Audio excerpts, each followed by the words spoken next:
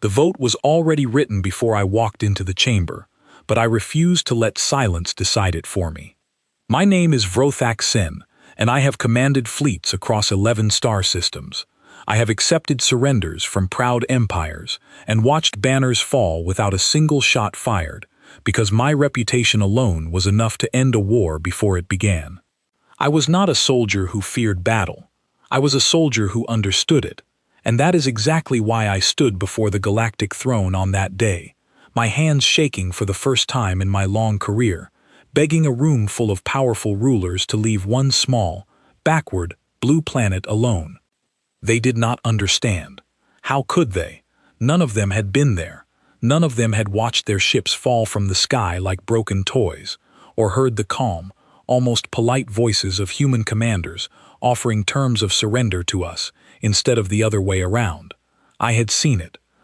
I had lived it, and I knew, with a certainty that sat in my chest like a stone, that if the throne sent another fleet to that world, they would be sending thousands of good soldiers to their end. The chamber was vast, built from black stone that seemed to drink the light rather than reflect it. 9 seats curved around a raised platform, each one belonging to a ruler whose word could move armies across the galaxy. I had addressed this council before, always with confidence, always with victory behind me. This time I came with none of that. I came with defeat, and defeat is not a language rulers like to hear spoken plainly. Chancellor Draumox sat at the center, his eyes sharp and unreadable. He had summoned me here not because he respected my warning, but because my name still carried weight, and he wanted the weight of my failure recorded for the council to see. I understood that the moment I stepped onto the platform. I was not here to be listened to. I was here to be a lesson, though not the one I intended to teach. I began simply. I told them that the campaign against the planet called Earth had ended in complete failure, and that the failure was not due to weak leadership or poor equipment. My fleet had been one of the strongest ever assembled, built from decades of conquest and refined through 100 victories, and still we had lost. Not slowly, not honorably. We had lost in a way that left me questioning everything I once believed about strength and about war. A young commander named Naira Vex, seated near the edge of the platform, let out a short laugh. She had never fought a real war, only training exercises against simulated enemies who followed rules. She looked at me the way a hunter looks at wounded prey, already imagining herself finishing what I had supposedly failed to start. You lost to a species without ships that could leave their own solar system a generation ago, she said, her voice carrying easily across the chamber. Perhaps the failure was not in the enemy, General. Perhaps it was in you. I did not raise my voice. I had learned long ago that anger convinces no one. Instead, I asked her a question. I asked her if she knew what it felt like to watch an enemy learn faster than her own soldiers could adapt. I asked her if she had ever faced a species that treated war not as a matter of pride or ritual, but as a puzzle to be solved, coldly and quickly, with no patience for old traditions of honor that our kind still clung to. She had no answer, because she had never faced such a thing. Few in that chamber had. I turned back to the Chancellor and asked for permission to speak plainly, without the formal language expected in that hall. He allowed it with a small motion of his hand, more out of curiosity than kindness. I told them the truth. I told them that humanity was not simply another species to be conquered and absorbed into the empire, the way we had done 100 times before. I told them that every tactic we used against other worlds, tactics that had worked flawlessly for generations, failed against Earth within the first months of contact. Our fleet formations, designed to overwhelm through sheer numbers, were countered by strategies no simulation had prepared us for. Our ground forces, trained to break resistance through disciplined advance, were met with defenses that shifted and adapted faster than our commanders could issue new orders. I explained that humans did not fight the way we expected an enemy to fight. They did not wait for us to dictate the terms of battle. They studied us. They learned our patterns within days, sometimes hours, and then they used those patterns against us, with a precision that felt almost personal, as though every defeat we suffered was designed specifically to teach us a lesson we did not want to learn. I could see doubt beginning to form on a few faces in the chamber. Not belief, not yet, but a small crack in their certainty. I pressed further, describing how our supply lines were disrupted, not through brute force, but through clever misdirection that left our forces stretched and confused. I described how human pilots, flying vehicles far less advanced than our own, outmaneuvered our best-trained fighters through sheer creativity and boldness. I described how their leaders spoke to their soldiers with words that inspired loyalty deeper than any command structure we had ever built. Chancellor Mox leaned forward slightly, his expression unreadable but no longer entirely dismissive. "You speak as though this species is unstoppable," he said, "yet here you stand before us, alive. If they are truly as fearsome as you claim, why did they allow their enemy's general to walk away and warn us?" It was a fair question, and I had asked myself the same thing many times since my retreat. I told him what I believed to be the answer, though I understood it might sound strange to rulers who valued conquest above all else. I told him that the humans who spared me did not do so out of weakness or mercy alone. They did so because they wanted me to carry a message back to my people, a message far more powerful than any weapon could deliver. They wanted the Empire to know exactly what waited for us if we returned. The chamber fell silent for a long moment. I could feel the weight of every eye upon me, some curious, some skeptical, a few even sympathetic. I used that silence to make my final plea, the reason I had come before them in the first place. I asked the throne to leave Earth alone. I asked them to withdraw all interest in that system, to mark it as forbidden territory, not out of fear, but out of wisdom. I told them that some battles are not worth the cost of pride, and that continuing to provoke a species capable of what I had witnessed would only bring suffering to countless soldiers who deserved better than to die for a war that could never be won through force alone. For a moment, I believed I had reached them. I believed that perhaps my warning would be enough. Then Naira Vex rose from her seat, her voice steady and confident, in a way that only inexperience can produce. She addressed the Chancellor directly, ignoring me entirely, as though my testimony had already been dismissed in her mind. "General Sen speaks of fear," she said. "I hear only excuses. Grant me command of a new fleet, and I will show this council what true strength looks like. I will finish what he could not." A murmur spread through the chamber, and I felt the moment slipping away from me like sand through open fingers. I tried once more, my voice rising with a desperation I rarely allowed myself to show. I told them that this was not about pride or weakness. I told them that humanity's strength came from something deeper than technology or numbers, something that could not simply be overwhelmed by sending more ships and more soldiers into the fire. But my words no longer mattered. I could see it in their eyes. To them, I was no longer a decorated general offering wisdom born from hard experience. I was a broken man clinging to fear, unworthy of the honors I once held. Chancellor Mox raised his hand, silencing the chamber, and spoke the words that would seal the fate of thousands who trusted his judgment. He granted Naira Vex command of a new fleet, larger and more advanced than the one I had led. He praised her courage and her ambition, calling it the spirit that had built the empire across 1,000 worlds. And as the council began to discuss the details of this new campaign, I stood alone on that platform, forgotten already, my warning treated as nothing more than the ramblings of a tired old soldier who had lost his nerve. I left the chamber that day carrying a weight far heavier than any battlefield defeat. It was the weight of knowing exactly what was coming and being powerless to stop it. I walked through the long corridors of the throne's palace, past statues of past conquerors who had never faced an enemy like the one waiting on that small blue world, and I understood with painful clarity that history was about to repeat itself, no matter how loudly I had tried to warn them. Behind me, the doors of the chamber closed, sealing away my final chance to prevent what I knew would come. Ahead of me lay only the quiet dread of watching a war I had already lost once, about to be fought again, this time by soldiers who had no idea what truly waited for them among the stars. I did not sleep that night. Instead, I sat alone in my quarters, staring at the star map on my wall, my eyes fixed on the small marker representing Earth. I thought back to the day my fleet first arrived in that system, full of confidence, full of the certainty that comes from 100 easy victories.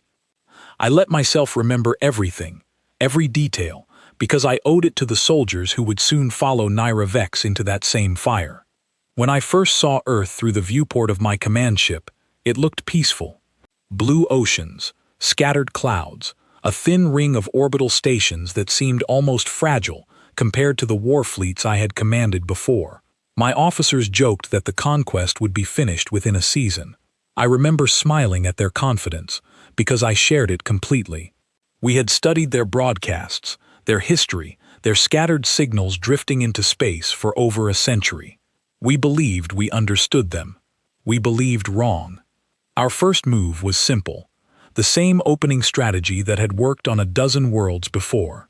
We positioned our fleet at the edge of their solar system and sent a formal demand for surrender, expecting either quick submission or a disorganized show of resistance we could crush within days.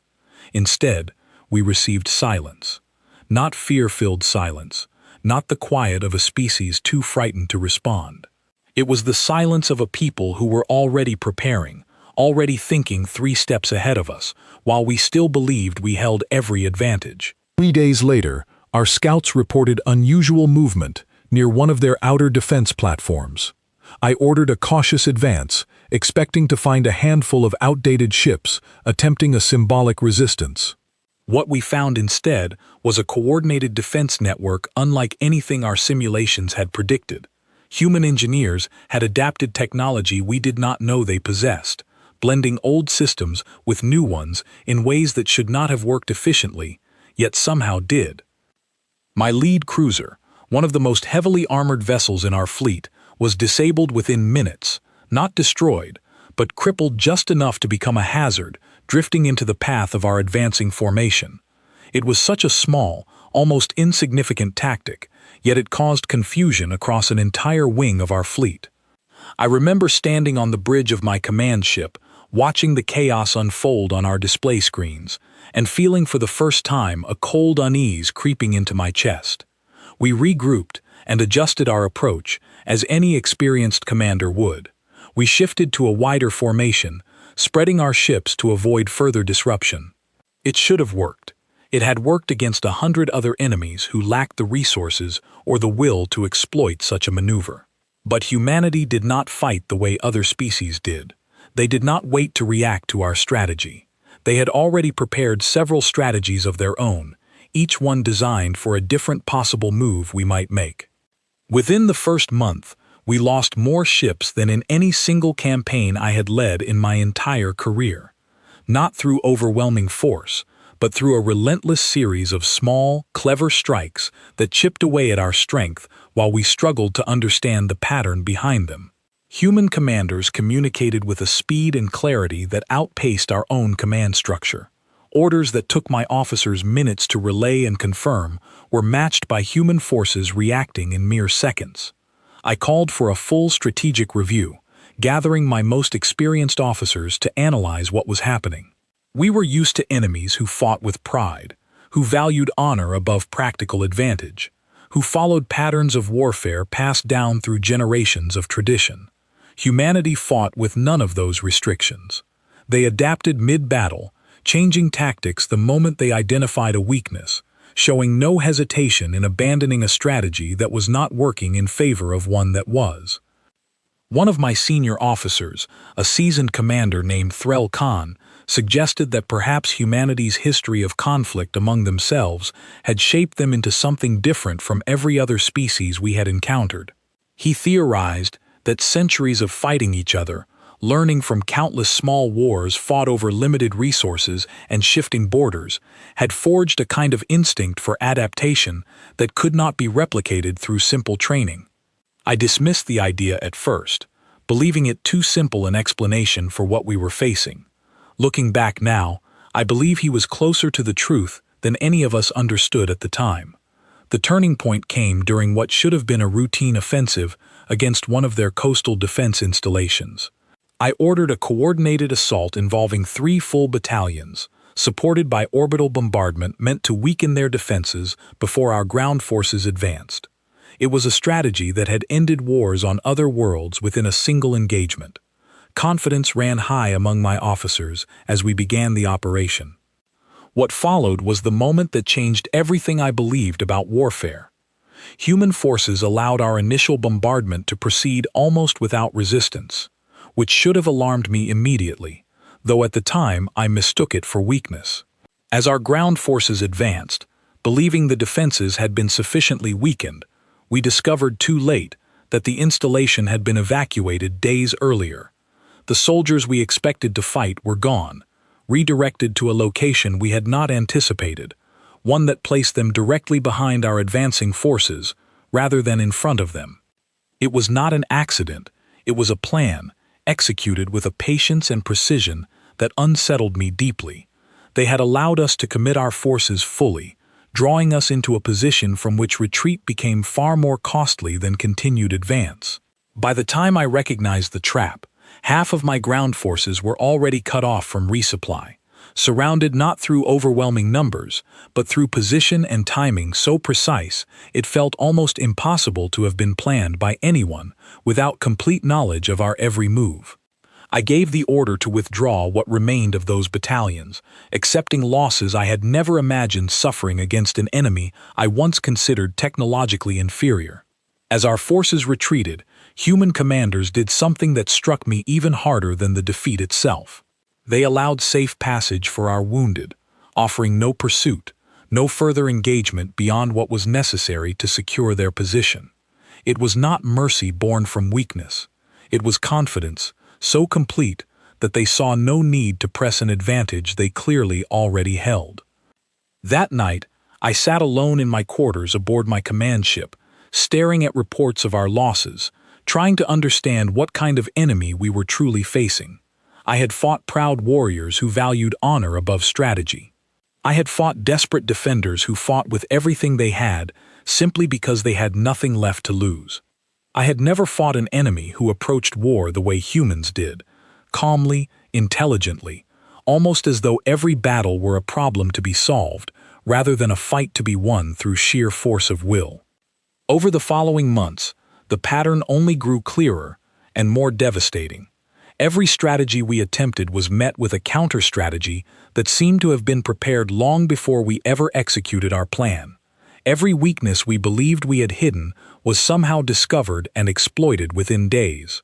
Our supply lines, carefully protected through standard defensive patrols, were disrupted through methods so unconventional that our officers struggled even to classify them as military tactics in the traditional sense.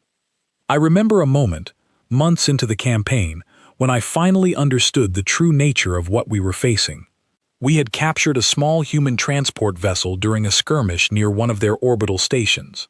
Among its crew was a young officer, calm, despite being captured by an enemy fleet, who spoke to me not with fear, but with a strange kind of curiosity, as though studying me the same way I had once studied his species from a distance. He told me something I have never forgotten. He said that humanity had spent centuries fighting wars against each other before ever looking to the stars, and that every lesson learned from those wars, every mistake, every victory, every failure, had shaped a kind of thinking that could not simply be trained into existence. He said that humans did not fear losing, because loss had taught them more than victory ever could. He said that we had come expecting to fight soldiers, when in truth, we were fighting a species whose entire history had prepared them for exactly this kind of challenge. I did not fully believe him at the time. I wanted to believe that we were simply facing a temporary disadvantage, one that better strategy and greater numbers could eventually overcome. It was only after the final battle of that campaign, the one that ended my command and nearly ended my life, that I finally understood the truth of his words. That battle, and the lessons carved into me by its outcome, are what I carried with me into the throne's chamber. It is what I tried, and failed, to make them understand, and it is what would soon be tested again, this time not through my failure, but through the confident ambition of a young commander who believed history would treat her differently than it had treated me.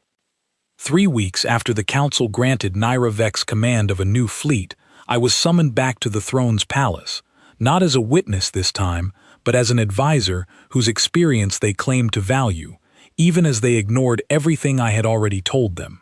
I walked through those same black stone corridors with a heavy heart, knowing that my presence there was little more than a formality, a way for the council to say they had consulted the one general who had actually faced humanity in battle.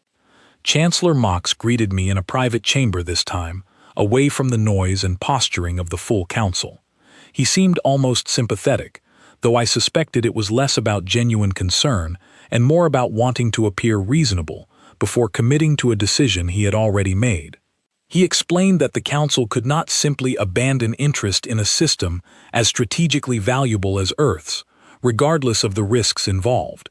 Too much had already been invested, too many promises made to allies who expected the Empire to expand its influence steadily across the galaxy.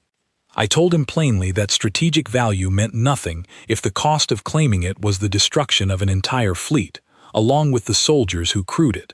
He listened, or at least appeared to, nodding slowly as I spoke, but I could see in his eyes that his mind had already settled on a course of action long before I entered that room. My warnings were being heard, but not truly considered. There is a difference between listening to someone and allowing their words to change your decisions, and I understood clearly which one was happening. I asked him directly what it would take for the council to reconsider. He was quiet for a long moment before answering, and his answer chilled me more than any battle report ever had. He said that Nyra Vex had already begun assembling her fleet, and that halting the operation now would be seen as weakness, both by the Council and by the many worlds watching the Empire's next move. He said that pride, more than strategy, now guided this decision, though he did not use those exact words. He did not need to. I understood the truth beneath his careful diplomatic language. I offered him a compromise, one I had spent many sleepless nights considering. I proposed that instead of a full invasion, the Empire simply establish a quiet distance from Earth, neither engaging nor provoking, allowing time to study the situation further before committing more lives to a war we did not yet fully understand. I told him that patience was not weakness, that even the greatest conquerors in our history had known when to wait, rather than rush toward inevitable loss. He considered my proposal carefully, and for a moment, I believed I had finally reached him. But before he could respond, a messenger arrived carrying word that Nyra Vex herself wished to speak with me personally, having heard of my continued attempts to delay her campaign. Chancellor Mox excused himself from our conversation, promising to consider my words further, though something in his tone told me the decision had already slipped beyond his willingness to change it. I met Nyra Vex in one of the palace's training halls, where she was overseeing simulations for her officers, preparing them for a war she believed she already understood better than I did.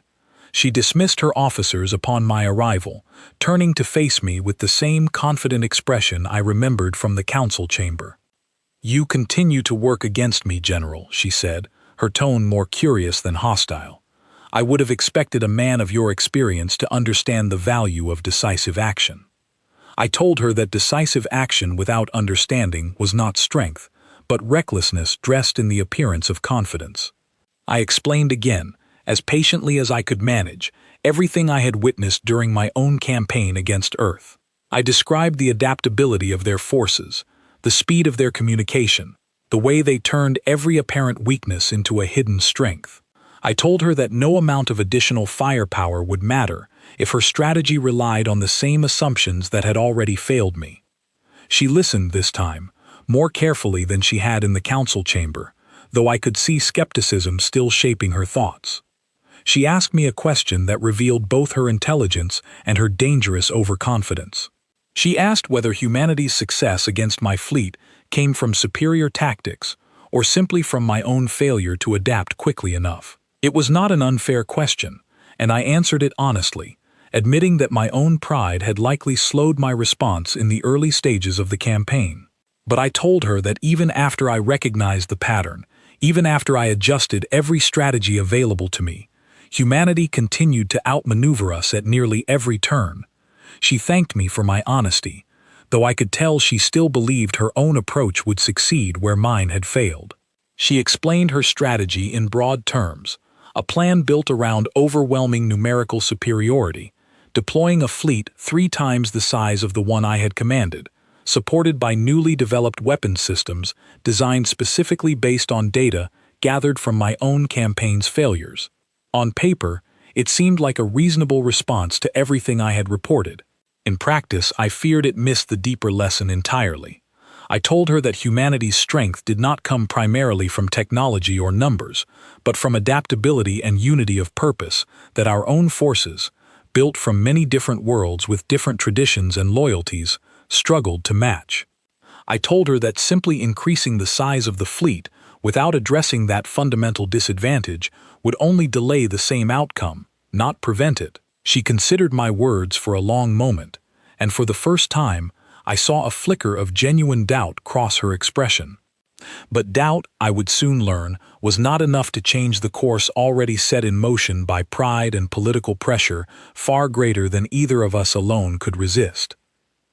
Over the following weeks, I watched from the sidelines as preparations for the new invasion accelerated. Additional worlds within the Empire pledged ships and soldiers to the campaign, eager to align themselves with what they believed would be a swift and decisive victory. Manufacturing facilities across a dozen systems increased production of weapons and vessels, all directed toward a single overwhelming assault meant to erase the memory of my earlier failure entirely. I requested meetings with several council members individually, hoping that speaking to them away from the pressure of the full chamber might allow my warnings to land more effectively. Some listened politely before dismissing my concerns as the lingering trauma of a defeated commander. Others refused to meet with me at all, having already decided that my perspective was no longer relevant now that a new, more capable commander had taken charge of the effort.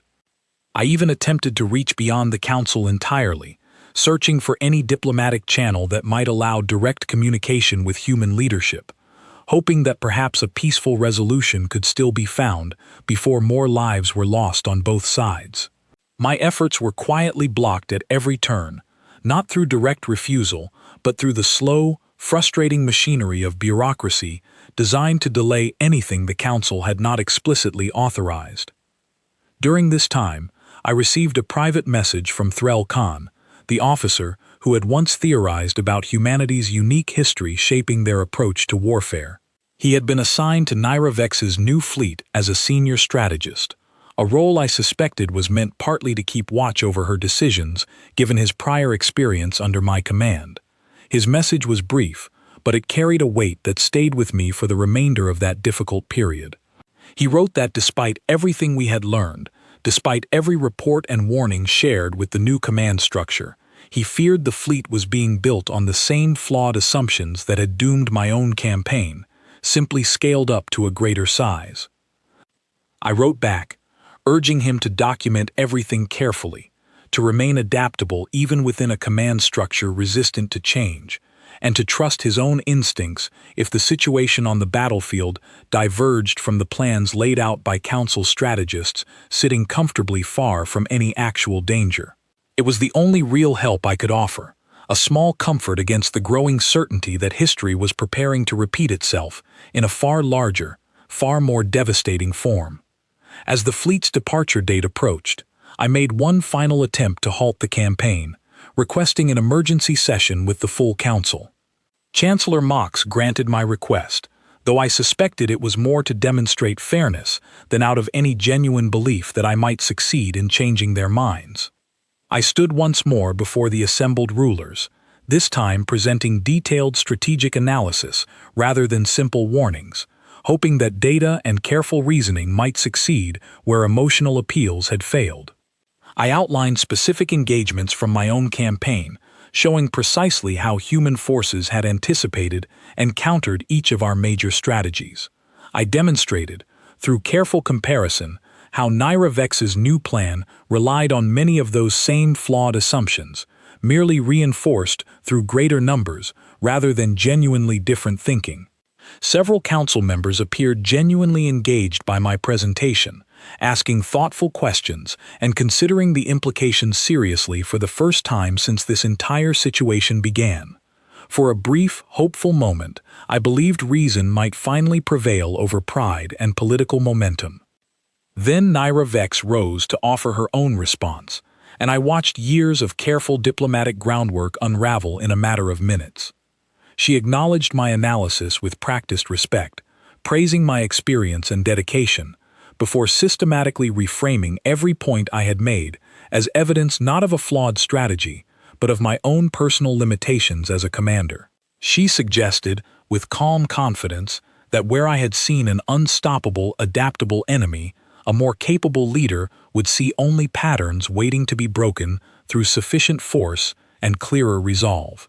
The council, eager for reassurance after hearing my sobering analysis, embraced her confident narrative far more readily than my careful warnings.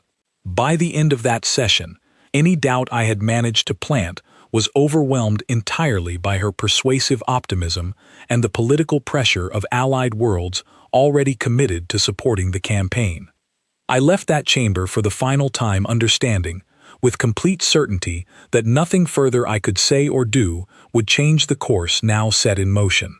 The fleet would launch, the soldiers would fight, and unless something changed dramatically in how they approached this war, I feared they would face the same devastating lessons I had already learned, at a cost far greater than anything I had personally endured. In the days before the fleet's departure, I requested permission to accompany the campaign in an advisory capacity, hoping that even without command authority, my presence might offer some small chance of preventing the worst outcomes I feared. Chancellor Mox granted this request, perhaps out of genuine hope that my experience might yet prove useful, or perhaps simply to maintain the appearance of having considered every reasonable precaution. As I boarded the flagship of this new, massive fleet, I passed rows of young soldiers preparing for their first true campaign, many of them barely old enough to have completed basic training. They looked at me with a mixture of curiosity and quiet respect, aware of my reputation, though few truly understood the weight of what I carried into this journey alongside them. I offered what encouragement I could, though privately I could not shake the growing dread that I was walking once again into a war I already knew. Deep in my heart, we were not prepared to win.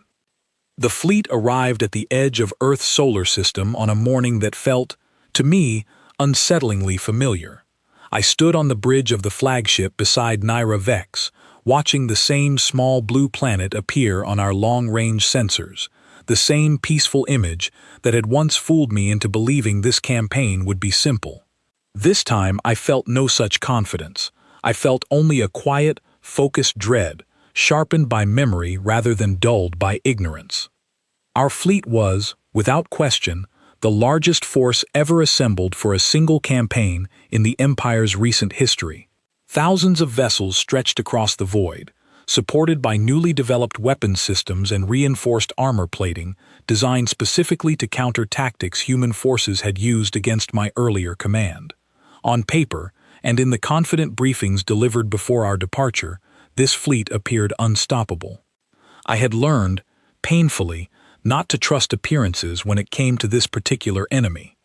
Naira Vex opened communications with Human Command almost immediately upon our arrival, offering terms of surrender with the same calm confidence she had displayed throughout her rise to command. I watched her carefully as she spoke, searching for any sign that she understood just how different this negotiation would be from the ones she had likely practiced in simulations. Her voice remained steady, professional, even respectful in tone, though beneath it I could sense the same underlying assumption that had doomed my own first approach months earlier, the assumption that overwhelming force alone would be enough to secure quick compliance. The response we received was calm, measured, and delivered by a voice I did not recognize from my previous campaign, a woman who introduced herself simply as Commander Grace Ellison, speaking on behalf of Earth's Unified Defense Council. Her words were polite, almost gentle in tone, yet carried an unmistakable firmness that left little room for misunderstanding.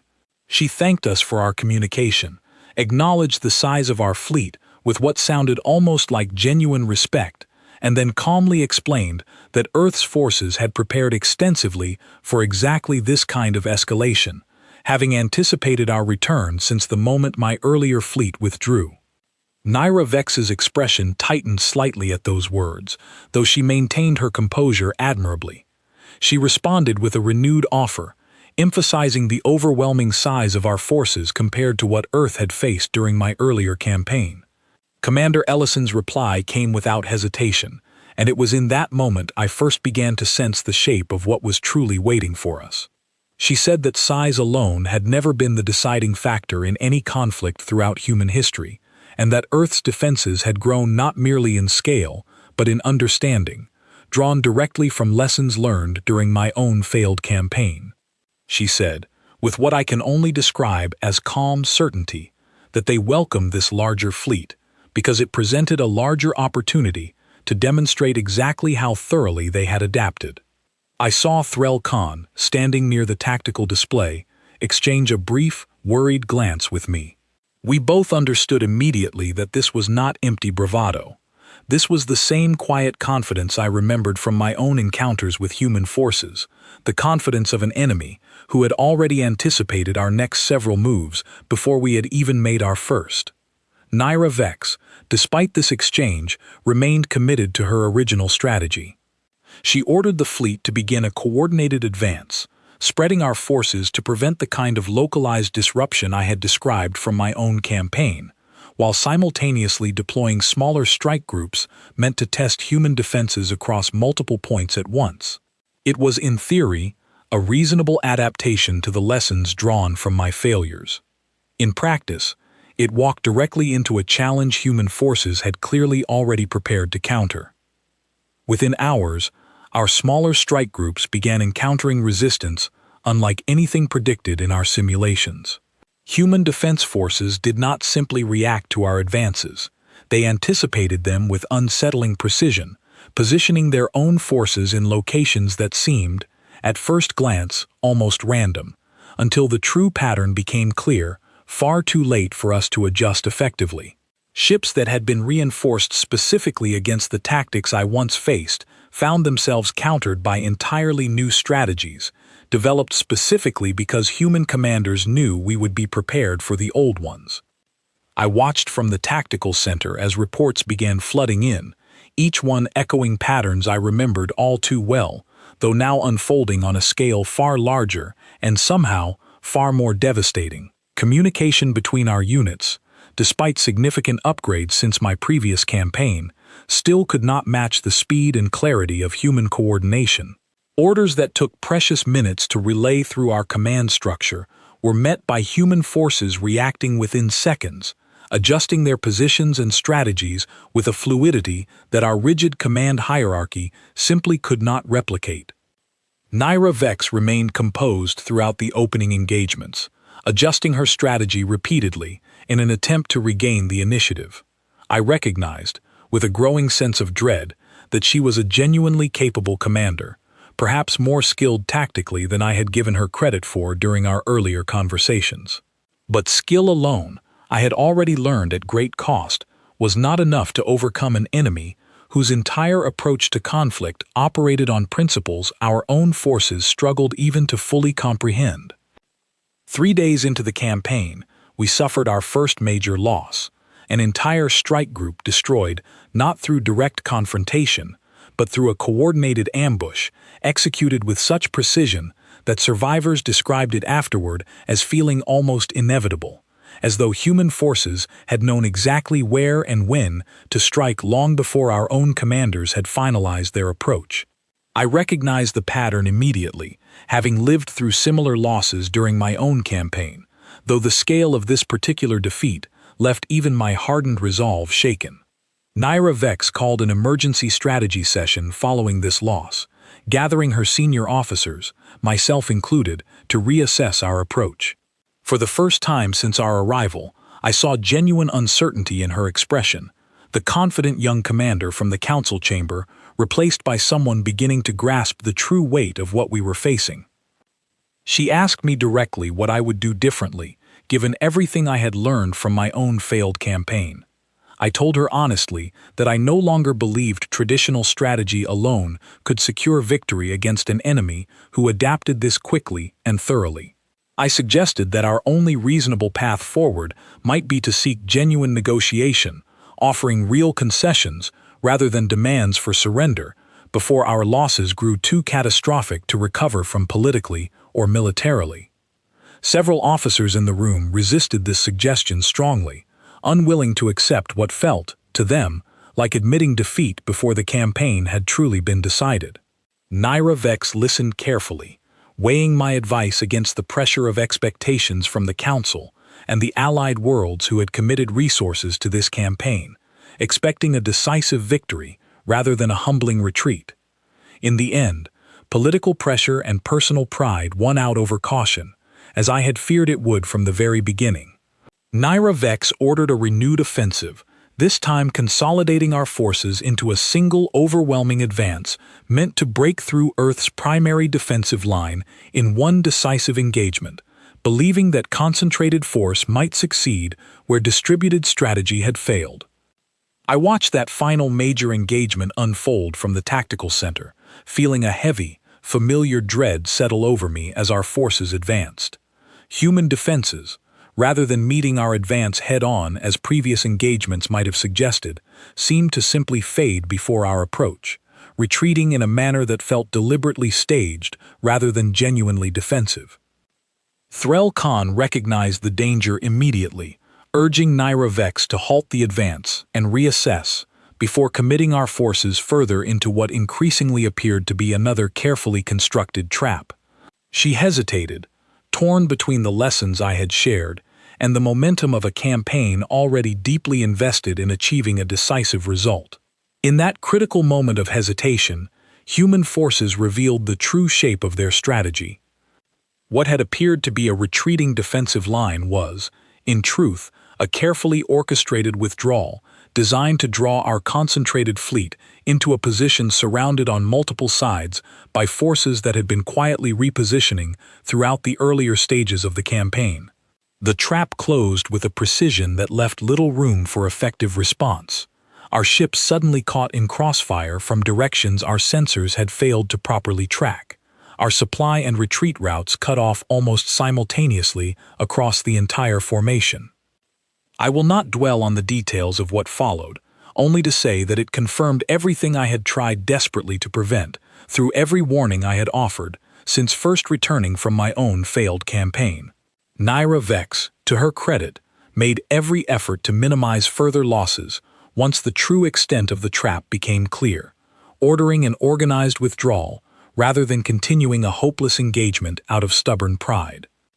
As our remaining forces retreated from the system, badly damaged and far smaller than the fleet that had arrived with such confidence only days earlier, Commander Grace Ellison opened one final communication channel, her voice carrying the same calm, measured tone as before, though now tinged with something that sounded almost like genuine regret rather than triumph. She said simply that Earth had hoped, after our first encounter, that the Empire might have learned enough to avoid repeating this same costly mistake. She said that further escalation would only lead to greater losses on both sides, and that Earth remained willing, as they had been from the very beginning, to discuss a peaceful resolution, provided the Empire finally approached negotiations with honesty and genuine respect rather than assumptions of easy dominance. Naira Vex, standing beside me on the bridge of our badly damaged flagship, said nothing for a long moment, staring silently at the tactical display showing the scale of our losses. When she finally spoke, her voice carried none of the confidence I remembered from the council chamber, replaced instead by a quiet, humbled understanding that I recognized all too well from my own experience months earlier. She turned to me and asked, simply, what I believed we should do next. For the first time since this entire ordeal began, I felt she was truly ready to listen. I told Naira Vex that the only path forward now was honesty, both with Earth's leadership and with the Council waiting for our return. I told her that continuing to pursue victory through force would only deepen a wound that honest negotiation might still be able to heal. She listened, nodding slowly, and for the first time since I had known her, I saw genuine wisdom replacing the confident ambition that had once defined her. Together, we opened a formal channel of communication with Commander Grace Ellison, requesting a genuine dialogue rather than another attempt at intimidation disguised as diplomacy. She agreed without hesitation, her tone carrying the same calm patience that had characterized every interaction we had experienced with human leadership throughout this painful campaign. Over the following weeks, negotiations unfolded slowly and carefully, guided by representatives from both Earth and the Empire who approached the discussions with a seriousness that had been entirely absent from our earlier assumptions of easy conquest. I participated as an advisor throughout this process, finally able to use my experience in a way that might prevent further suffering rather than simply warning of dangers no one wished to hear. Earth's representatives made their position clear from the very beginning. They had no interest in conquering the Empire or expanding beyond their own solar system through force. Their strength, so devastating in battle, existed purely as a means of protecting their independence, not as a tool for aggressive expansion. They wished only to be left alone, to continue developing peacefully, free from the threat of invasion that had defined their interactions with the Empire since our very first contact. This message, delivered calmly and without any hint of triumph despite their overwhelming victories, struck me deeply. It confirmed everything I had believed since my own campaign had ended in failure, and everything I had tried, without success, to make the Council understand before this second devastating loss forced them to finally listen. When Nyra Vex and I returned to the throne's chamber to deliver our report, the atmosphere felt entirely different from my previous appearance before that same council. There was no laughter this time, no dismissive skepticism toward warnings born from hard experience.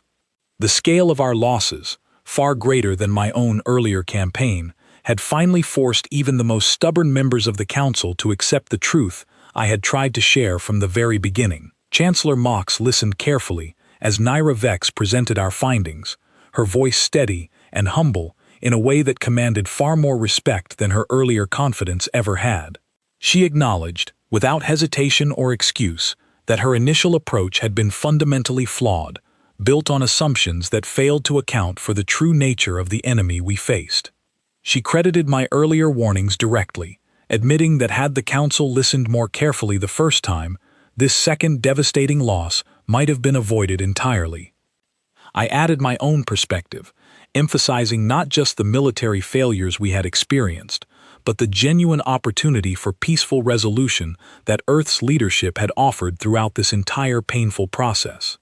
I explained that Earth sought no conflict with the Empire, desiring only to be respected as an independent power capable of defending itself, rather than treated as a target for eventual conquest. Several council members raised concerns about the political implications of accepting what some viewed as a humiliating retreat from a species they still considered, in their pride, inferior in overall development compared to the vast empire we represented.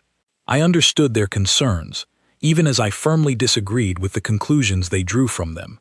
I reminded them, as respectfully as I could manage, that pride had already cost thousands of lives across 2 separate campaigns, and that continuing down this same path would only ensure further losses without any realistic hope of eventual victory. Chancellor Mox, perhaps finally understanding the weight of the evidence presented before him, called for a formal vote on whether to pursue peaceful relations with Earth, rather than continuing military engagement. The debate that followed was lengthy and difficult, filled with genuine disagreement among rulers who had built their positions on generations of successful conquest and expansion. But for the first time, the voices arguing for caution and respect carried real weight, backed by undeniable evidence of what continued aggression would cost. The vote, when it finally came, favored peace, though not without significant reservations expressed by several powerful council members who remained skeptical of forming genuine diplomatic relations with a species they still struggled to fully understand or respect. Chancellor Mox authorized a formal diplomatic mission to Earth, tasked with establishing a genuine peace treaty rather than the empty ceremonies of surrender the Council had originally envisioned.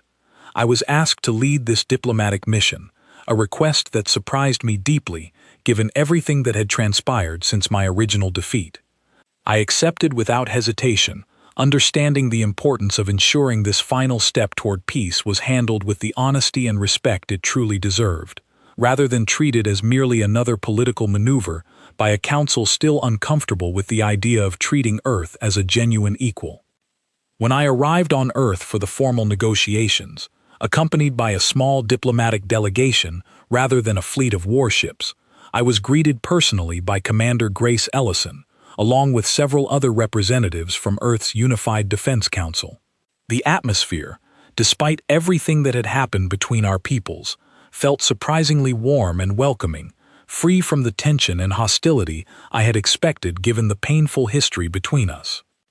Commander Ellison spoke with me privately before formal negotiations began, sharing perspectives that helped me finally understand the deeper truth behind everything I had witnessed throughout both failed campaigns. She explained that humanity's long history of internal conflict, painful and costly as it had been, had ultimately taught them the true value of peace, once genuinely offered and respected by all parties involved. She said that Earth held no desire for revenge or domination over the Empire, only a sincere hope that this hard-learned peace might finally allow both our peoples to grow and prosper without the constant threat of destructive conflict hanging over either side.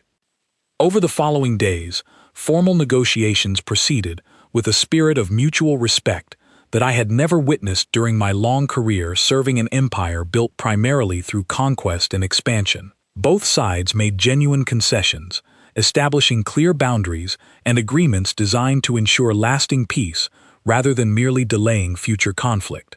Earth agreed to open limited diplomatic and trade relations with the Empire, while the Empire formally recognized Earth's complete independence, agreeing never again to pursue military action against their world or its people. When I finally returned to the throne's chamber to present the completed peace treaty, I felt a sense of quiet satisfaction unlike anything I had experienced throughout my long military career.